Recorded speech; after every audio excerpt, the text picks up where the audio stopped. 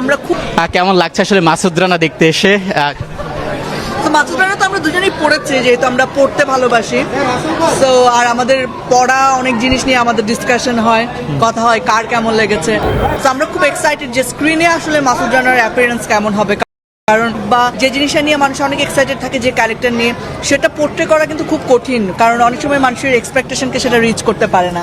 তো আমরা আসলে এখানে খুব এক্সাইটেড হয়ে এবং মোটামুটি আমরা টেনশনেও আছি যে ব্যাপারটা আসলে কি ঘটতে যাচ্ছে, রাইট?